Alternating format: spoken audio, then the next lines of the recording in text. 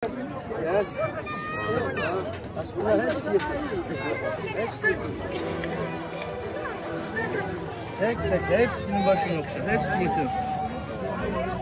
Bunlar hepsi bize peygamber emaneti.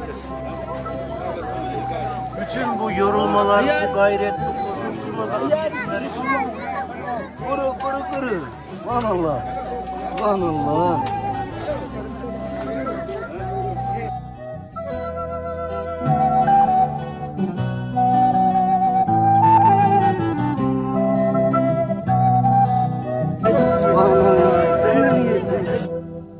Bana bir masal anlat baba, içinde bütün oyunların mutlu olsun şekerle bal.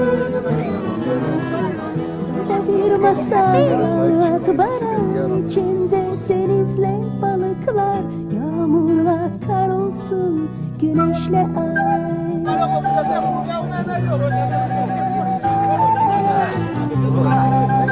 Allah'ın emanetisiz. Anlatırken tut elimi, uykuya dalıp gitsem bile bırakıp gitme sakın beni.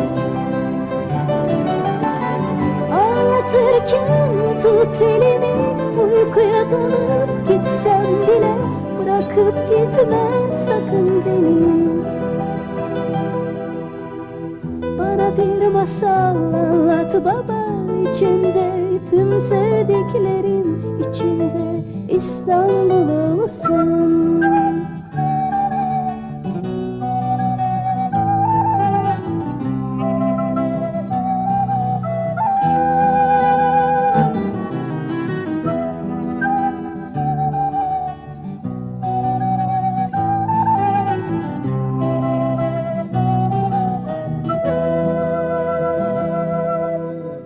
Bana bir masal anlat baba, içinde bütün oyunlarım, kurtla kuzu olsun şekerle bal.